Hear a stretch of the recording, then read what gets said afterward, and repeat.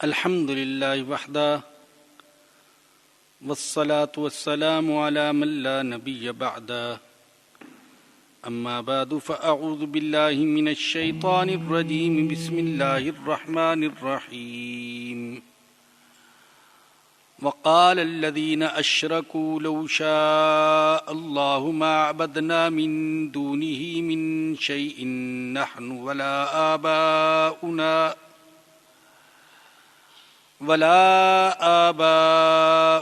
ولا حرمنا من دونه من شيء كذلك فعل الذين من قبلهم فهل على الرسل إلا البلاغ المبين صدق اللہ العظیم۔ آج ہم اپنے درس قرآن کا آغاز سورہ نحل کی آیت نمبر 35 سے کر رہے ہیں۔ اللہ فرماتے ہیں وقال الذین اشرکوا، اور مشرک کہتے ہیں لو شاء اللہ، اگر اللہ چاہتا، ما عبدنا من دونہ من شیء، نحن ولا آباؤنا، تو ہم اللہ کے سوا کسی چیز کی عبادت نہ کرتے، نہ ہم نہ ہمارے باپ دادا، ولا حرمنا من دونہ من شیء، اور اس کے بغیر ہم کسی چیز کو حرام قرار نہ دیتے۔ کذالک فعل الذین من قبلہم، اسی طریقے سے کیا ان لوگوں نے جو ان سے پہلے تھے۔ فہل علی الرسل الا البلاغ المبین، رسولوں کے ذمے واضح طور پر پہنچا دینے کے سوا کچھ نہیں۔ یہ اشکال جو مشرکین کی طرف سے ہوتا تھا یہ پہلے بھی گزر چکا ہے۔ 8ویں پارے میں بھی اللہ نے فرمایا کہ یہ کہتے ہیں سیقول الذین اشرکوا لو شاء اللہ، مشرک کہتے ہیں اگر اللہ چاہتا تو ہم اس کے سوا کسی کی عبادت نہ کرتے اور ہم کسی چیز کو حرام قرار نہ دیتے۔ ادھر آواز نہیں جا رہی۔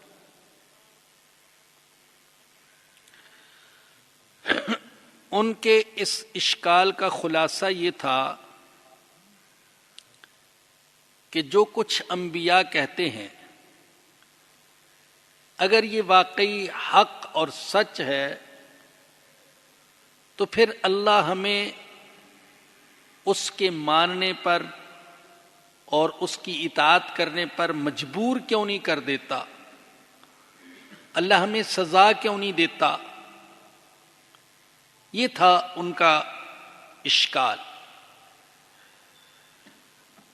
اور تعجب کی بات یہ ہے کہ بہت سے بے عمل مسلمان وہ بھی اپنی بے عملی کے لیے یہی عذر پیش کرتے ہیں، کہتے ہیں اگر اللہ چاہے گا تو ہم نماز پڑھ لیں گے، اگر اللہ چاہے گا تو ہم بھی مسجد میں آ جائیں گے۔ یعنی ان کی بات کا حاصل یہ نکلا کہ اللہ چاہتا ہی نہیں ہے تو ہم کیسے آئیں؟ اگر اللہ چاہتا تو ہمیں مجبور کر دیتا، ہم مسجد میں آ جاتے۔ اگر اللہ چاہتا تو ہمیں زبردستی نماز پڑھوا دیتا۔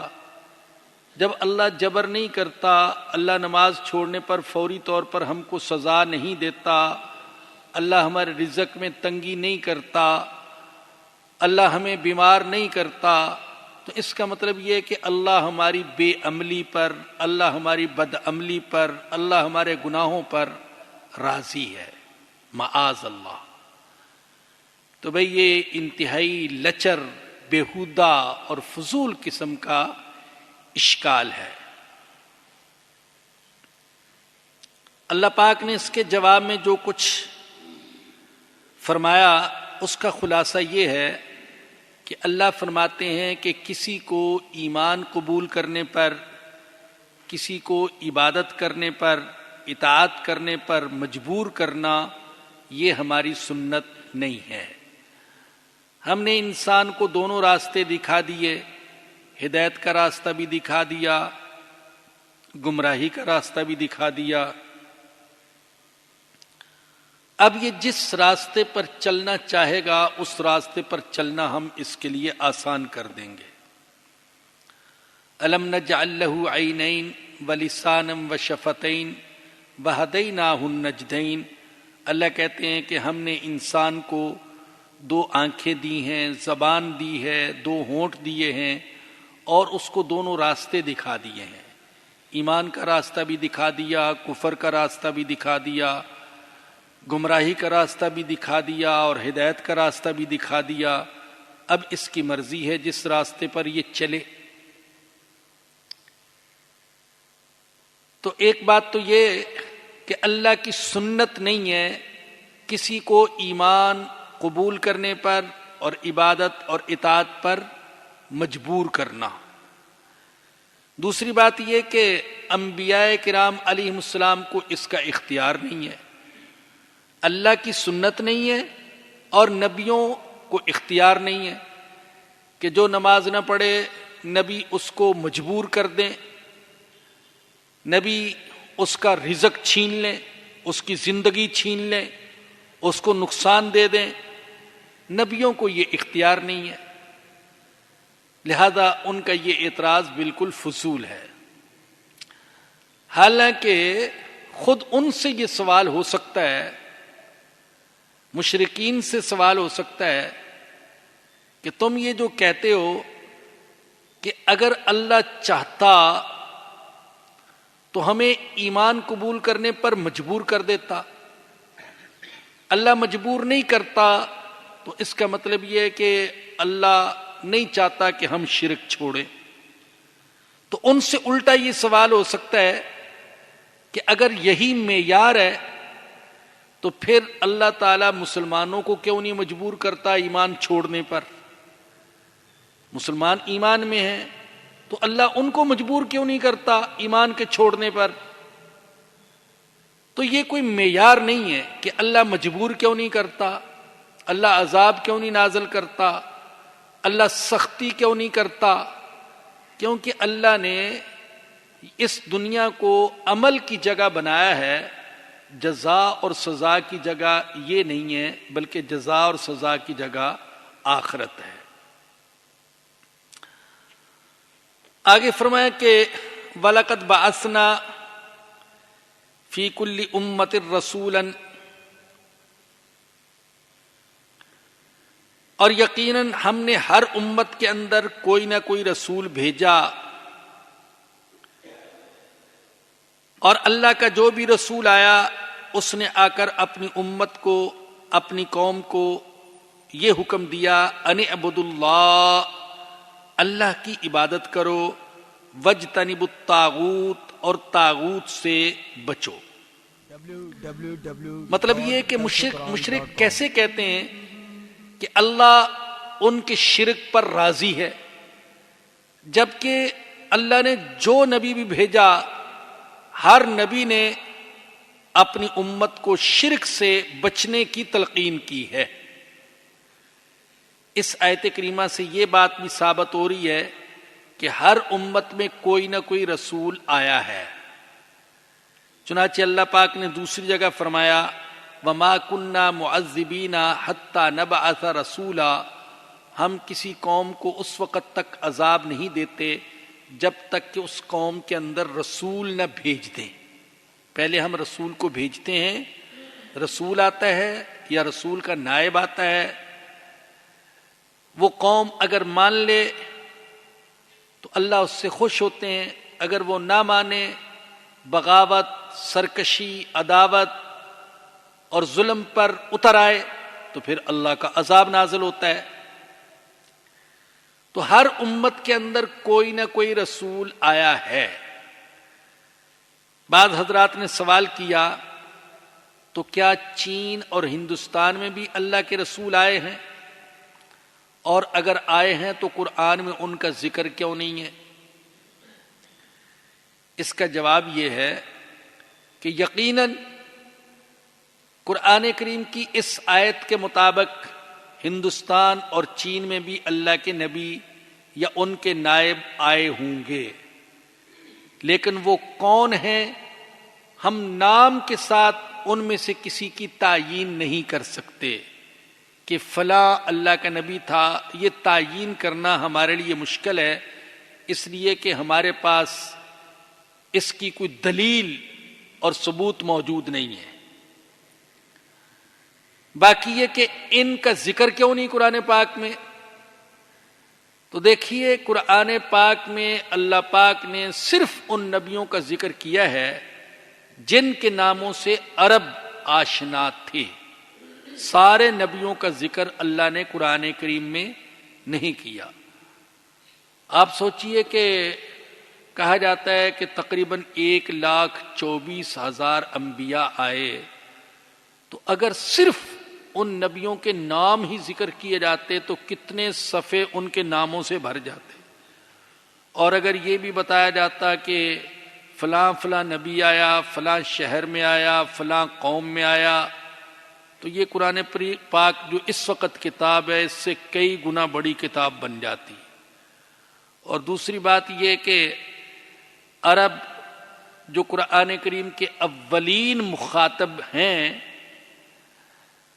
وہ پریشان ہو جاتے کہ یہ اللہ نے جو قرآن پاک میں فلاں نبی کا ذکر کیا ہم تو نہیں جانتے، تو وہ انکار کر دیتے۔ اب چین میں ایک نبی آیا، اب اس سے تو وہ آشنا نہیں ہے، یا ہندوستان میں کوئی نبی آیا اس کا نام اللہ پاک قرآن میں ذکر کر دیتے، عرب تو آشنا نہیں ہے، تو وہ پریشان ہو جاتے یہ کون سا نبی ہے جس کا قرآن میں ذکر کیا جا رہا ہے۔ تو اللہ پاک نے سارے آنے والے نبیوں کا ذکر قرآن پاک میں نہیں کیا، بلکہ صرف ان انبیاء کے نام ذکر کیے ہیں جن سے عرب آشنا تھے، اس لیے کہ سب سے پہلے مخاطب قرآن کریم کے وہ عرب ہیں۔ تو اللہ فرماتے جو بھی نبی آیا اس نبی نے اپنی قوم کو یہ حکم دیا کہ اللہ کی عبادت کرو اور طاغوت سے بچ کر رہو۔ طاغوت کیا چیز ہے؟ بعض لوگوں نے کہا کہ بت یہ طاغوت ہے، بعض نے کہا شیطان یہ طاغوت ہے، کسی نے کہا نفس یہ طاغوت ہے۔ صحیح بات یہ ہے کہ ہر وہ چیز جو انسان کو اللہ کی عبادت سے روک کر کسی اور کی عبادت کی طرف لگائے وہ طاغوت ہے۔ تو نفس بھی طاغوت بن سکتا ہے، شیطان بھی بن سکتا ہے، اور بت بھی بن سکتا ہے۔ تو ہر نبی نے یہی حکم دیا کہ اللہ کی عبادت کرو اور طاغوت سے بچو۔ فَمِنْهُمْ مَنْ هَدَى اللَّهُ وَمِنْهُمْ مَنْ حَقَّتْ عَلَيْهِ الضَّلَالَةُ، ان میں سے بعض وہ تھے جن کو اللہ نے ہدایت دے دی، اور ان میں سے بعض وہ تھے جن پر گمراہی ثابت ہو گئی۔ یاد رکھیے ہدایت کے 3 معنی ہیں۔ ہدایت کا ایک معنی ہے راستہ دکھانا، یہ ہدایت تو ساری انسانیت کو حاصل ہے کہ اللہ سب کو راستہ دکھاتے ہیں، کافر کو بھی مسلمان کو بھی۔ ہدایت کا دوسرا مرتبہ ہے سیدھے راستے پر چلنے کی توفیق دینا۔ یہ بعض لوگوں کو توفیق حاصل ہوتی ہے اور بعض کو توفیق حاصل نہیں ہوتی۔ اللہ نے نیکی کا راستہ تو سب کو دکھا دیا، لیکن نیکی کے راستے پر چلنے کی کسی کو توفیق ہوتی ہے اور کسی کو توفیق نہیں ہوتی۔ ہدایت کا تیسرا معنی ہے منزل مقصود تک پہنچ جانا۔ اور منزل مقصود کیا ہے؟ کہ دنیا سے انسان اس حال میں چلا جائے کہ اس کا اللہ اس سے راضی ہو، اس حال میں چلا جائے کہ ایمان کا چراغ اس کے دل میں روشن ہو، اس حال میں چلا جائے کہ اس کا خاتمہ اسلام پر ہو جائے۔ یہ ہدایت کا تیسرا مرتبہ ہے، یہ اللہ کے خاص بندوں کو حاصل ہوتا ہے۔ اللہ سے دعا ہے کہ اللہ پاک ہمیں بھی ہدایت کا یہ مرتبہ عطا فرما دے۔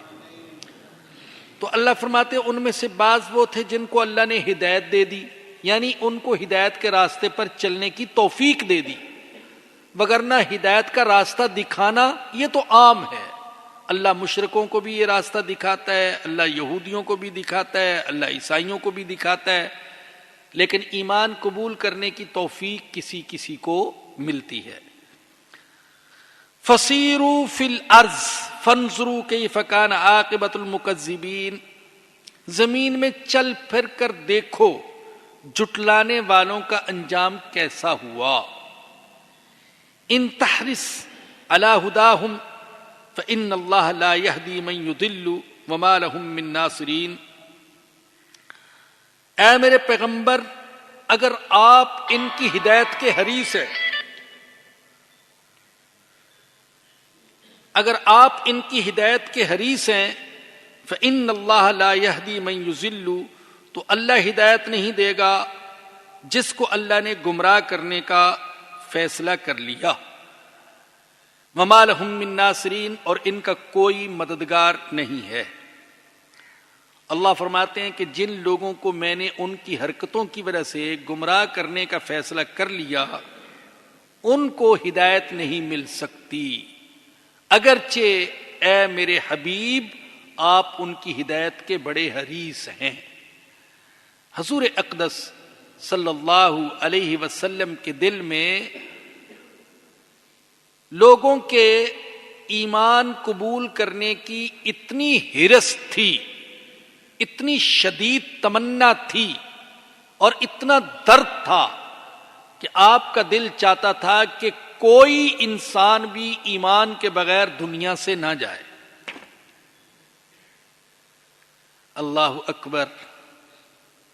بھائی میں یہاں کہیں دیکھ کر آ جاؤں بہت بڑا کوئی گڑھا ہے اور اس میں آگ جل رہی ہے، دنیا کی آگ، تو اگر میں انسان ہوں، میرے اندر تھوڑی سی بھی انسانیت ہے، تو میں یہ برداشت نہیں کروں گا کہ کوئی بھی انسان آگ کے اس گڑھے کی طرف جائے، چاہے وہ میرا رشتہ دار ہو یا غیر رشتہ دار، بلکہ اگر میرے اندر انسانیت ہے تو میں یہ بھی برداشت نہیں کروں گا کہ میرا دشمن اس طرف جائے۔ میں دشمنی اپنی جگہ، لیکن وہ آگ کے گڑھے میں جا کر گر جائے تو اگر میرے اندر انسانیت ہے تو میں گوارا نہیں کروں گا، اس کو بھی روکنے کی کوشش کروں گا۔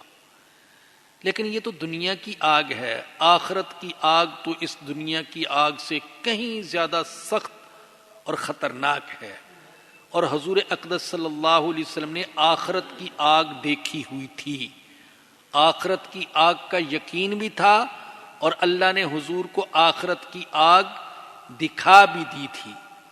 معراج کے سفر میں آپ کو اللہ نے جنت بھی دکھائی، دوزخ بھی دکھائی، جنتیوں کا حال بھی دکھایا اور دوزخیوں کا حال بھی دکھایا، تو حضور یہ پسند نہیں کرتے تھے کہ کوئی بندہ دوزخ کی طرف جائے، تو آپ شدید حریص تھے لوگوں کو دوزخ سے بچانے کے۔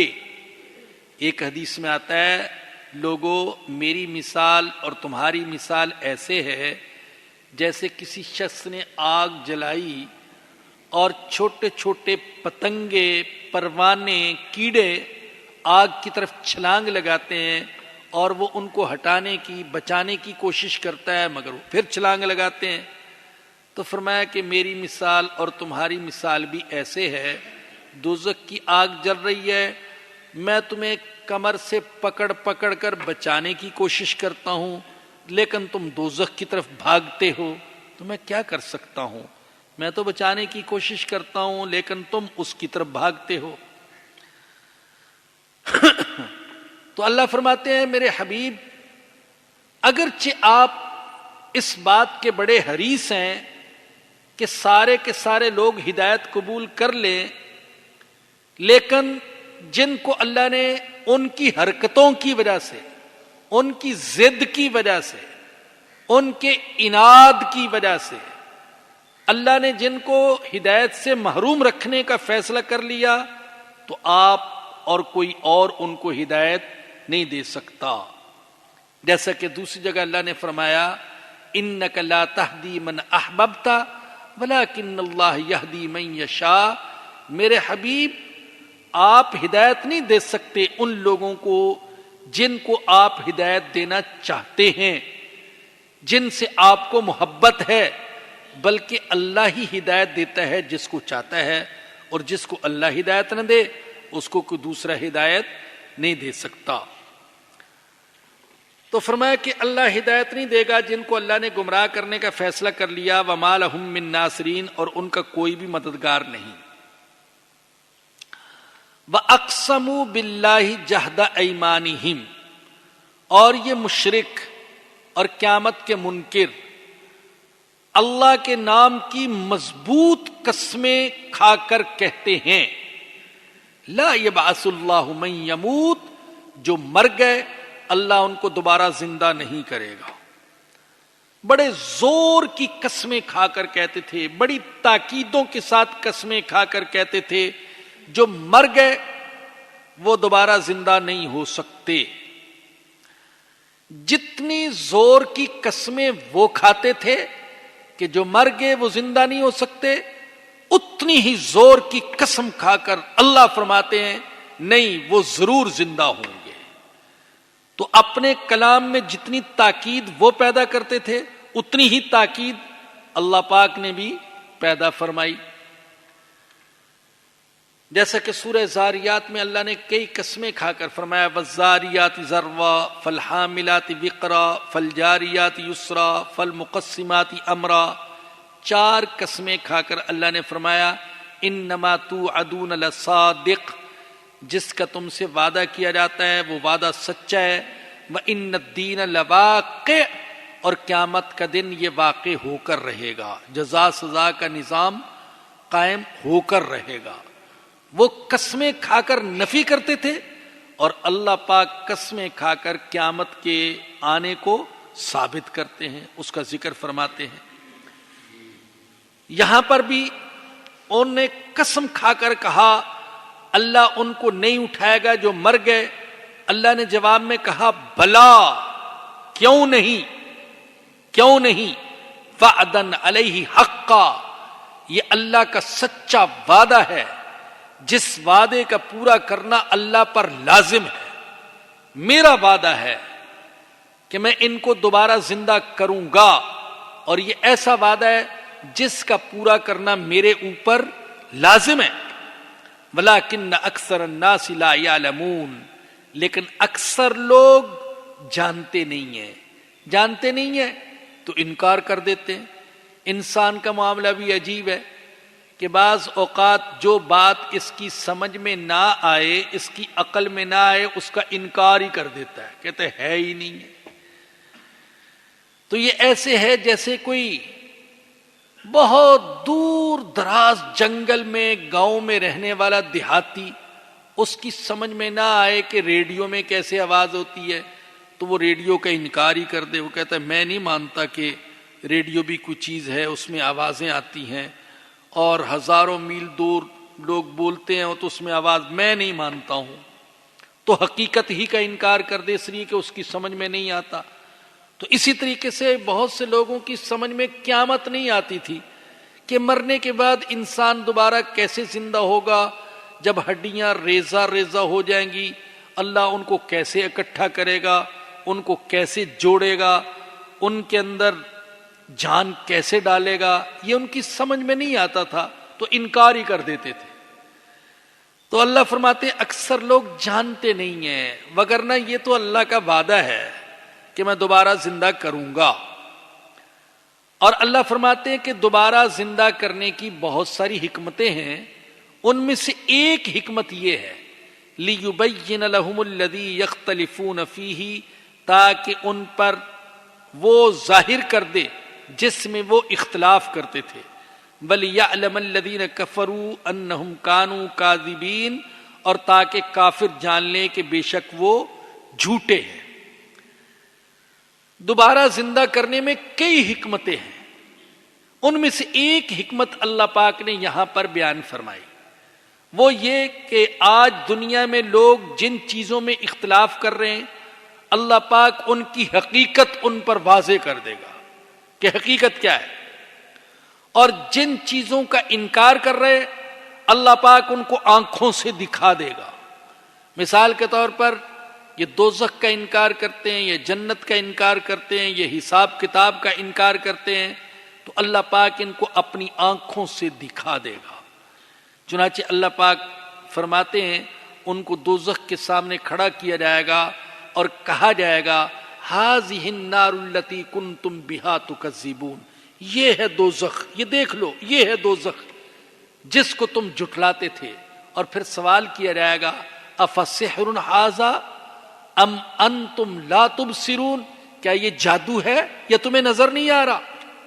کیا یہ جادو ہے یا نظر نہیں آتا؟ اسلوھا فاصبروا او لا تصبروا سواء علیکم انما تجزون ما کنتم تعملون، یہ دوزخ میں جلو، پھر صبر کرو یا صبر نہ کرو، دونوں چیزیں برابر ہیں، تمہیں تمہارے اعمال کی سزا ضرور دی جائے گی۔ تو اللہ فرماتے ہیں کہ ان کو دوبارہ زندہ کروں گا تاکہ ان پر وہ چیز ظاہر کر دوں جس میں یہ اختلاف کرتے ہیں، اور تاکہ کافر جان لیں کہ وہ جھوٹے ہیں، قیامت کا انکار کر کے وہ جھوٹ بول رہے ہیں۔ انما قولنا لشیء اذا اردناہ ان نقول له کن فیکون، ہمارا حکم کسی چیز کے لیے جب ہم اس کو وجود دینے کا ارادہ کریں تو یہ ہے کہ ہم اس چیز کو کہتے ہیں ہو جا، تو وہ ہو جاتی ہے۔ انسان اپنے اوپر قیاس کر کے یہ سمجھتا ہے کہ ذروں میں اور بسیدہ ہڈیوں میں اور بکھرے ہوئے اجزاء میں جان کیسے ڈالی جا سکتی ہے، یہ اپنے اوپر قیاس کرتا ہے۔ معاذ اللہ، اللہ کو کہتا ہے میں تو ایسا نہیں کر سکتا، تو اس کا مطلب یہ کہ معاذ اللہ اللہ بھی ایسا نہیں کر سکتا کہ بکھری ہوئی ہڈیوں میں اور بسیدہ ہڈیوں میں جان ڈال دے، اللہ بھی ایسا نہیں کر سکتا۔ تو اللہ کہتے ہیں میرے لیے ایسا کرنا کوئی مشکل نہیں ہے، جب میں کسی چیز کو وجود دینے کا ارادہ کرتا ہوں تو بس کہتا ہوں کن، ہو جا، فیکون، تو ہو جاتا ہے۔ اور حقیقت یہ ہے کہ اللہ کو کن کہنے کی بھی ضرورت نہیں، بلکہ اللہ پاک جب کسی چیز کو وجود دینے کا ارادہ کریں تو اس چیز کو وجود مل جاتا ہے۔ اللہ کے ارادے سے وجود مل جاتا ہے، اور اللہ کے ارادے سے کوئی چیز کا نام و نشان مٹ جاتا ہے۔ دوسری جگہ اللہ نے فرمایا کہ وما امرنا الا واحدۃ کلمح بالبصر، ہمارا حکم ایسے اثر کرے گا جیسے ہمارا حکم اتنی جلدی اثر کرے گا کہ جتنی دیر آنکھ جھپکنے میں ہوتی ہے، جتنی دیر آنکھ جھپکنے میں لگتی ہے، اتنی دیر میں سارے کے سارے انسان زندہ ہو جائیں گے۔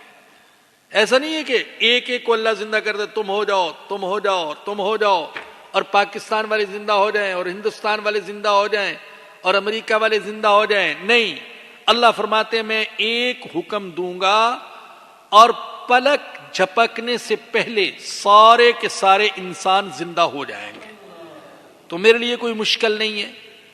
تم یہ سمجھتے ہو کہ ہم نہیں کر سکتے، تو معاذ اللہ اللہ بھی نہیں کر سکتا۔ اللہ کو اپنے اوپر قیاس نہ کرو، تم مخلوق ہو، وہ خالق ہے، تم کمزور ہو، وہ قادر مطلق ہے۔ والذین ہاجروا فی اللہ من بعد ما ظلموا لنبوئنہم فی الدنیا حسنہ۔ یہاں اللہ کے خاص بندوں کا ذکر ہے، مشرکین کے بعد اللہ کے محبوبوں کا ذکر ہے، اللہ کے پیاروں کا ذکر ہے، اللہ کے مجاہدوں کا ذکر ہے، اللہ کے لیے قربانی دینے والوں کا ذکر ہے۔ والذین ہاجروا فی اللہ من بعد ما ظلموا، اور وہ لوگ جنہوں نے اللہ کے لیے ہجرت کی ظلم کیے جانے کے بعد، لنبوئنہم فی الدنیا حسنہ، ہم دنیا میں ان کو اچھا ٹھکانہ دیں گے۔ وَلَأَجْرُ الْآخِرَةِ اکبر، اور آخرت کا اجر بہت بڑا ہے۔ اللہ کہتے ہیں جن لوگوں نے میرے لیے اپنا وطن چھوڑا، اپنا گھر بار چھوڑا، اپنا کاروبار چھوڑا، اپنی اولاد چھوڑی، اپنے دوست احباب چھوڑے، اپنے اموال چھوڑے، اللہ کہتے ہیں میں ان کو دنیا میں اس سے اچھی چیزیں عطا کروں گا۔ انہوں نے وطن چھوڑا مکہ، میں اس سے اچھا وطن ان کو عطا کروں گا، اور اللہ نے عطا کیا مدینہ منورہ کی صورت میں۔ انہوں نے مکے والوں کی رشتہ داریاں چھوڑی، اللہ پاک نے ان کو ان سے اچھے رشتہ دار دیے انصار کی صورت میں۔ انہوں نے اپنے کاروبار چھوڑے تھے، اللہ نے ان کو اس سے اچھا مال دیا مال غنیمت کی صورت میں۔ انہوں نے بیویاں چھوڑی تھی، شوہر چھوڑے تھے، اللہ پاک نے مدینہ جانے کے بعد ان کو اس سے اچھی با وفا با حیا بیویاں بھی عطا کی، اور عورتوں کو شوہر عطا کیے۔ تو جو اللہ نے وعدہ کیا تھا اللہ نے وہ وعدہ پورا کر دیا۔ اللہ نے کہا تم نے میرے لیے قربانی دی ہے، میں تمہارا اجر ضائع نہیں کروں گا، تمہیں اس سے اچھی چیزیں عطا کروں گا۔ اللہ اکبر۔ علماء کہتے ہیں دیکھیے حضرت ابراہیم علیہ الصلوۃ والسلام نے اللہ کے لیے اپنا وطن چھوڑا، اور پھر اللہ کے لیے اپنی بیوی بچے کو بے آباد وادی میں لا کر آباد کیا، تو اللہ نے حضرت ابراہیم علیہ الصلوۃ والسلام نے جو کچھ چھوڑا تھا اس سے اچھا بدلہ عطا فرمایا۔ اللہ نے بیٹے بھی عطا کیے، پوتے بھی عطا کیے، بیٹے بھی نبی، پوتے بھی نبی، نسلوں میں نبی اللہ نے پیدا کر دیے۔ اور اپنا وطن چھوڑا تھا، گویا کہ اپنے وطن والے ان سے تنگ تھے، آگ میں ڈال دیا تھا، نکلنے پر مجبور کر دیا تھا، اور اللہ پاک نے ان کو ایسی عزت عطا کی، اور ان کی اولاد کو اللہ پاک نے ایسی عزت عطا کی اور دلوں میں ایسی محبت ڈال دی کہ لوگ مکہ کی زیارت کے لیے اور مکے والوں کی زیارت کے لیے دور دور سے سفر کر کے آتے تھے اور آتے ہیں آج بھی۔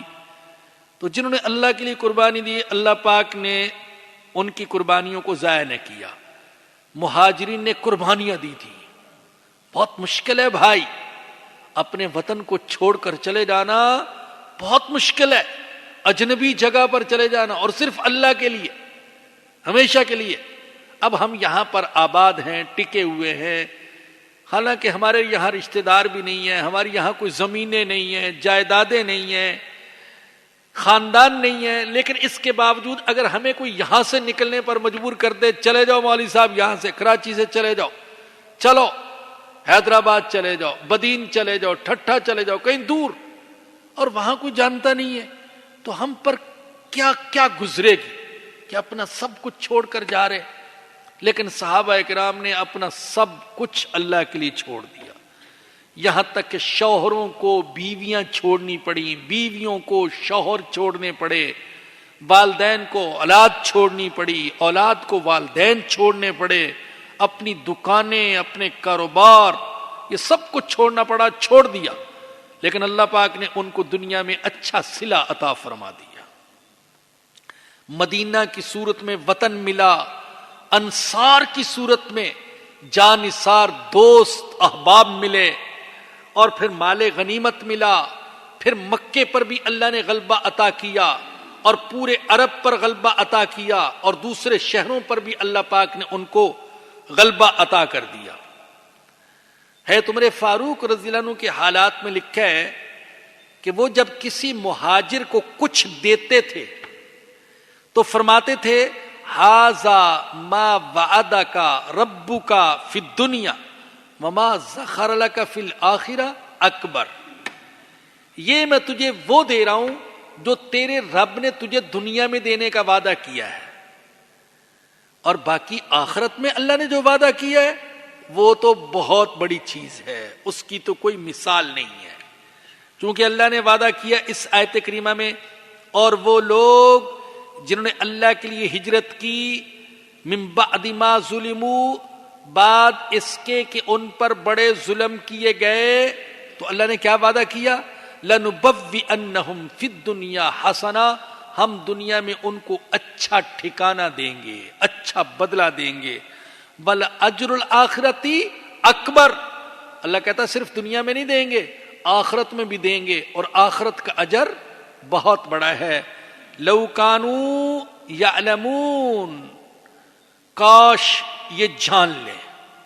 بہت سے حضرات کہتے ہیں یہ ضمیر مشرکین کی طرف لوٹتی ہے، یعنی اللہ کہتے ہیں کاش مشرک جان لیں کہ اللہ کے لیے قربانی دینے والوں کو کیا اجر ملے گا، تو پھر مشرک بھی ایمان قبول کر لیں گے اور قربانی دینے میں کسی سے پیچھے نہیں رہیں گے۔ لیکن مشرکوں کو پتہ ہی نہیں ہے کہ کیا اجر ملے گا۔ الذین صبروا وعلی ربہم یتوکلون، اللہ نے ہجرت والوں کی دو صفتیں بیان کی ہیں، دو صفتیں۔ اللہ فرماتے ہیں کون ہیں ہجرت والے، ان کے اندر کیا صفات پائی جاتی ہیں؟ فرمایا کہ وہ لوگ ہیں جنہوں نے صبر کیا اور اپنے رب پر وہ توکل کرتے ہیں۔ یہ دو صفتیں تھی مہاجری کے اندر، صبر اور توکل۔ ظاہر ہے کہ صبر کے بغیر اتنی بڑی قربانی کیسے دی جا سکتی تھی؟ اب کسی سے اس کا بچہ چھینا جا رہا ہے، تو اگر صبر نہیں ہے تو کیسے وہ قربانی دے گا، کیسے وہ چھوڑ کر چلا جائے گا؟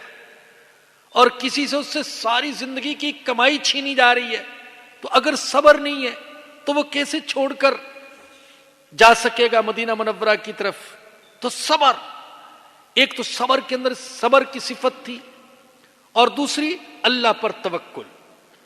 اللہ ہمیں ضائع نہیں جانے دے گا، اللہ ہمیں اس کا صلہ عطا فرمائے گا، اللہ اس کا بدلہ دے گا، یہ توکل تھا۔ وما ارسلنا من قبلک الا رجالا نوحی الیہم فاسألوا اہل الذکر ان کنتم لا تعلمون، اور ہم نے آپ سے پہلے، اے میرے نبی، ہم نے آپ سے پہلے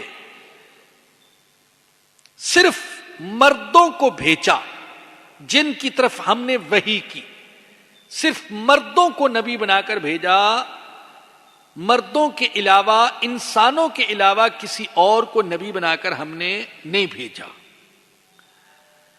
نبوت کے جو منکر تھے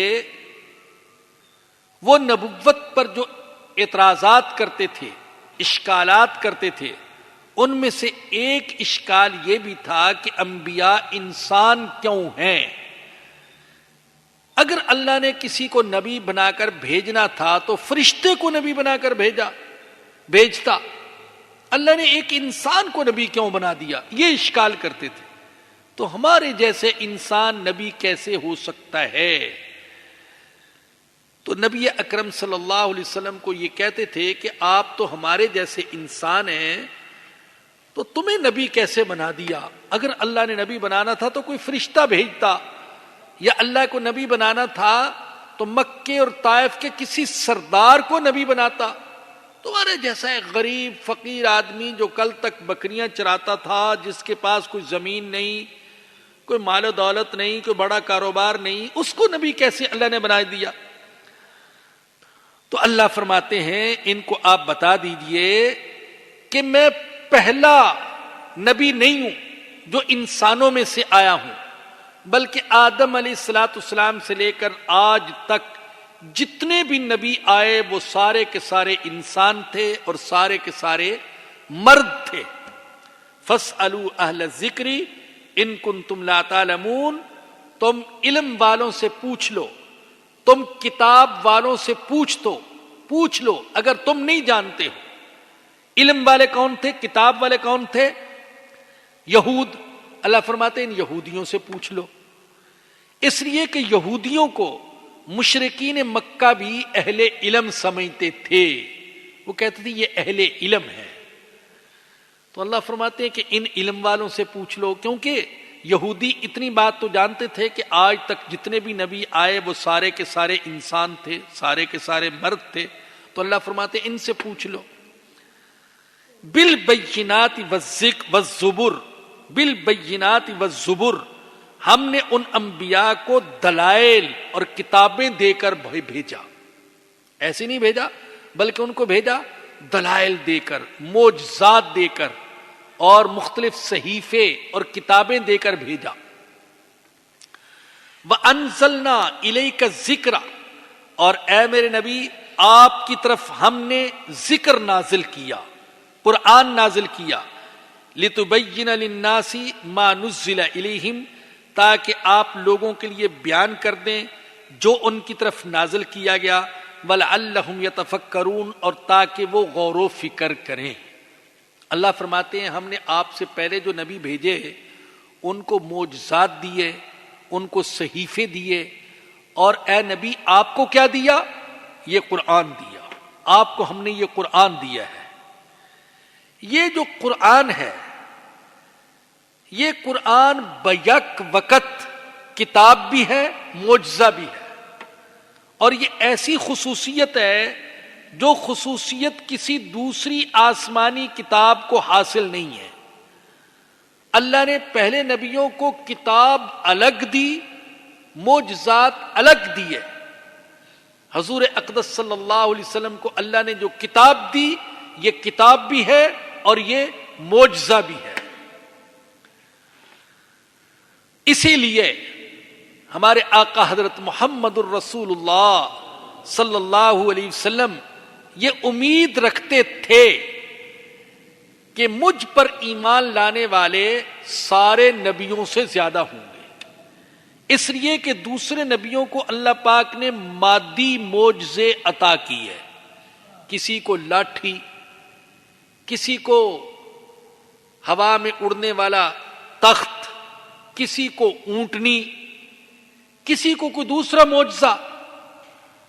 تو یہ مادی معجزے تھے، اور اللہ نے اپنے آخری پیغمبر صلی اللہ علیہ وسلم کو معجزہ عطا کیا وحی کی صورت میں، قرآن کی صورت میں. اس لیے حضور امید رکھتے تھے کہ سب سے زیادہ ایمان لانے والے مجھ پر ایمان لائیں گے. ایک حدیث میں آتا ہے اللہ کے نبی نے فرمایا کہ ما من الانبیاء نبی الا اوتی من الآیات ما مثلہ آمن علیہ البشر.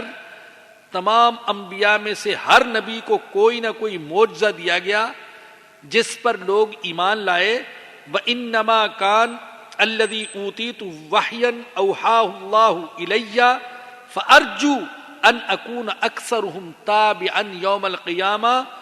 اور مجھے اللہ پاک نے وحی کی صورت میں معجزہ عطا کیا ہے، تو میں امید رکھتا ہوں کہ سب سے زیادہ قیامت کے دن میری اتباع کرنے والے ہوں گے، مجھ پر ایمان لانے والے ہوں گے. اس لیے کہ جو مادی معجزے تھے وہ تو نبیوں کے ساتھ ہی دنیا سے چلے گئے. بھائی موسیٰ علیہ السلام گئے، لاٹھی کا معجزہ بھی گیا. سلیمان علیہ السلام گئے، ہوائی تخت بھی گیا.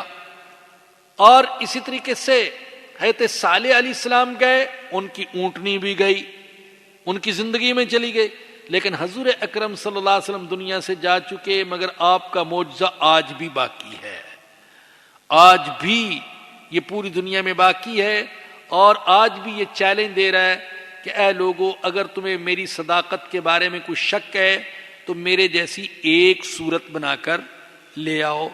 لیکن اس کے چیلنج کو نہ کل کے کافر قبول کر سکے، نہ آج کے کافر قبول کر سکے، اور نہ مستقبل کے کافر قبول کر سکیں گے.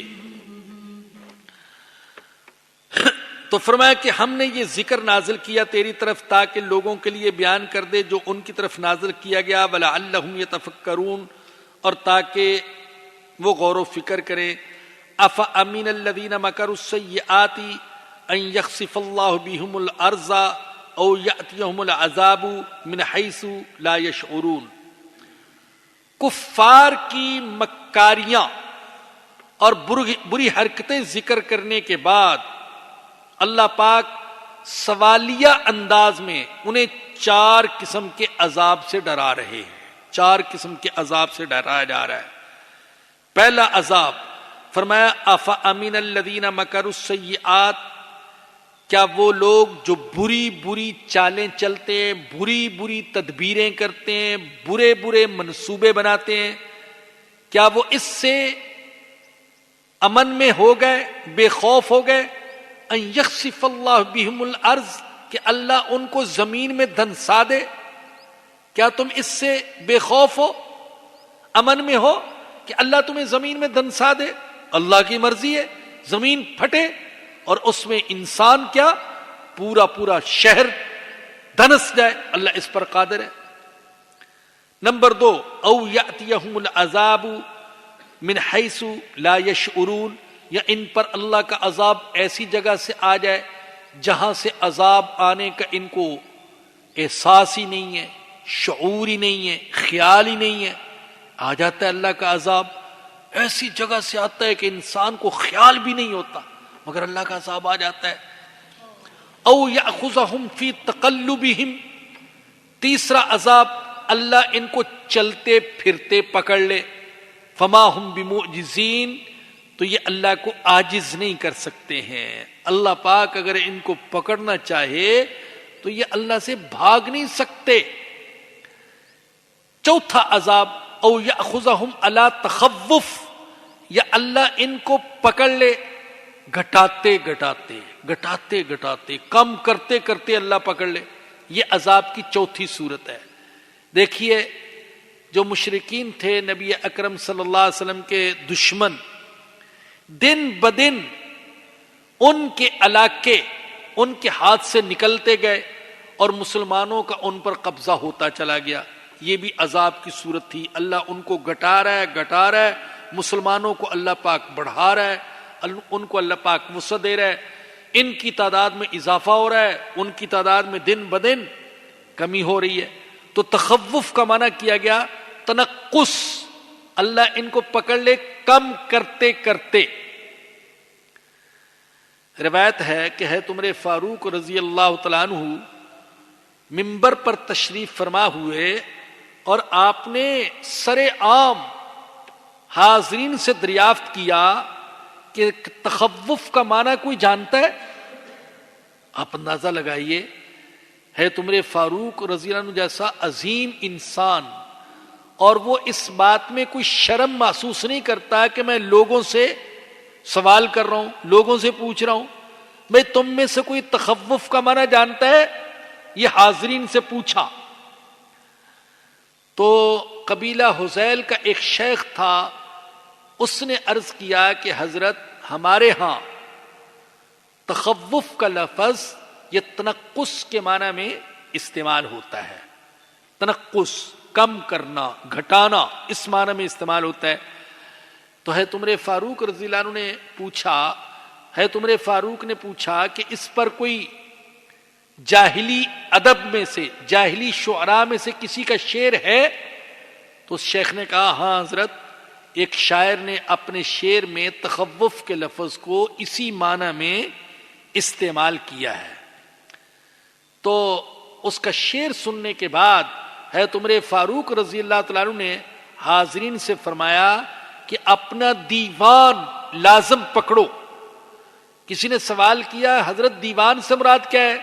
فرمایا کہ زمانہ جاہلیت کے اشعار وہ سیکھو، کیونکہ ان میں تمہاری کتاب کی تفسیر موجود ہے۔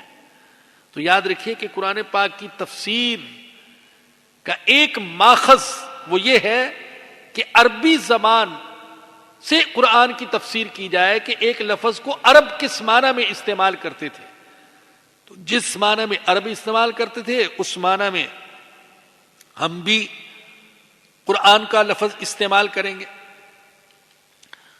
فَإِنَّ رَبَّكُمْ لَرَؤُوفٌ الرَّحِيمٌ، بے شک تمہارا رب بڑا شفقت کرنے والا، بڑا رحم کرنے والا ہے۔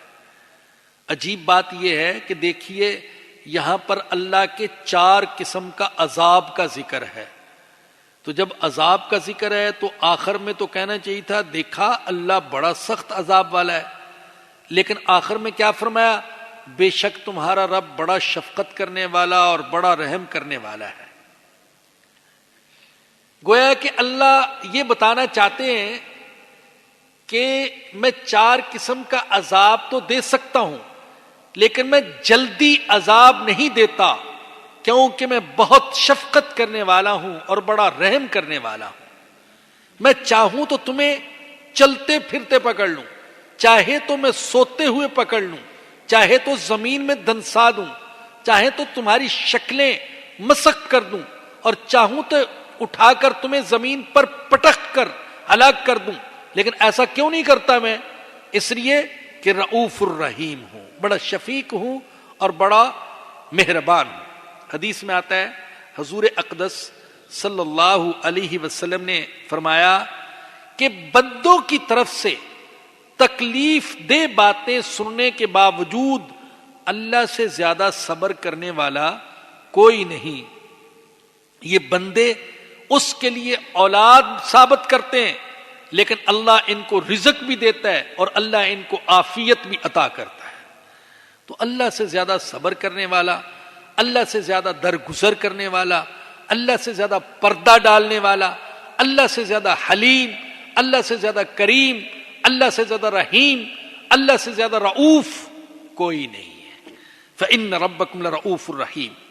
اولم یروا الی ما خلق اللہ من شیء یتفیأ ظلالہ عن الیمین والشمائل سجدا للہ وہم داخرون۔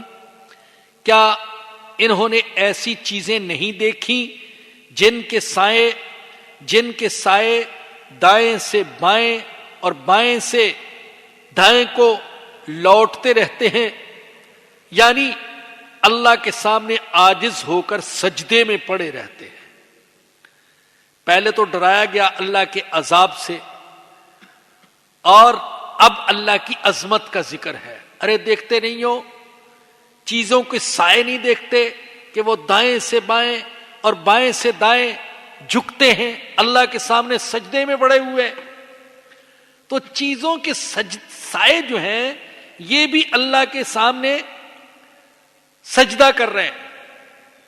اب دیکھیے، بہت سی قومیں ایسی تھیں جو سورج کو پوجتی تھیں، بہت سی قومیں جو چاند کو پوجتی تھیں، حالانکہ خود ان کا سایہ، توجہ سے سنیے گا، خود ان کا سایہ ان کے اس فعل کی نفی کرتا ہے۔ عجیب بات ہے، انسان سورج کے سامنے سجدہ کر رہا ہے، لیکن اس کا سایہ سورج سے ہٹ کر دوسری طرف سجدہ کر رہا ہے۔ گویا کہ انسان کو سمجھا رہا ہے، بیوقوف ادھر سجدہ نہ کر، ادھر سجدہ کر، سورج کے سامنے سجدہ نہ کر، سورج کو پیدا کرنے والے کے سامنے سجدہ کر۔ اب چاند کی روشنی میں کھڑے ہوں تو انسان کا سایہ پیچھے کی طرف ہوگا، چاند کی طرف نہیں ہوگا، پیچھے کی طرف۔ گویا کہ انسان کا سایہ اس کو بتا رہا ہے، او بیوقوف، چاند کی پرستش نہ کر، اس کی پرستش کر، اللہ کی پرستش کر جس نے چاند کو پیدا کیا ہے۔ تو اللہ فرماتے ہیں کہ دائیں بائیں سائے، چیزوں کے سائے لوٹتے رہتے ہیں اور اللہ کے سامنے جھکتے رہتے ہیں، اور فرمایا کہ صرف چیزوں کے سائے ہی اللہ کے سامنے سجدہ نہیں کرتے، بلکہ وَلِلَّهِ يَسْجُدُ مَا فِي السَّمَاوَاتِ وَمَا فِي الْأَرْضِ مِن دَابَّةٍ، اور اللہ کے سامنے سجدہ کرتے ہیں وہ ساری چیزیں، وہ سارے جانور اور سارے حیوان جو آسمانوں میں ہیں اور جو زمینوں میں ہیں، وَالْمَلَائِكَةُ، اور فرشتے، وَهُمْ لَا يَسْتَكْبِرُونَ، اور ان میں سے کوئی بھی اللہ کی عبادت سے تکبر نہیں کرتا، سب اللہ کے سامنے عاجزی کرتے ہیں۔ یخافون ربہم من فوقہم، یہ اپنے رب سے ڈرتے ہیں جو ان کے اوپر ہے، ویفعلون ما یؤمرون، اور یہ وہ کام کرتے ہیں جس کام کا کرنے کا انہیں حکم دیا جاتا ہے۔ فرشتے اللہ کے ہر حکم کی تعمیل کرتے ہیں اور اللہ کے کسی حکم سے ذرہ برابر بھی سرتابی اور انکار نہیں کرتے۔ اللہ پاک مجھے اور آپ سب کو بھی اپنے اللہ کی، اپنے خالق اور مالک کی عبادت کی اور اس کی اطاعت کی توفیق عطا فرمائے۔ وآخر دعوانا الحمدللہ رب العالمین۔ بھئی اگلا درس جو ہوگا وہ نارتھ ناظم آباد میں ہوگا، شفیق بھائی کے گھر میں،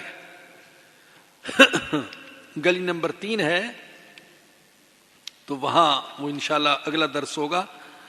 اور یہاں پر یہ انشاءاللہ موبائل کے ذریعے سے سنایا جائے گا. آپ حضرات یہاں بھی سن سکتے ہیں اور وہاں پر بھی شرکت کی درخواست ہے.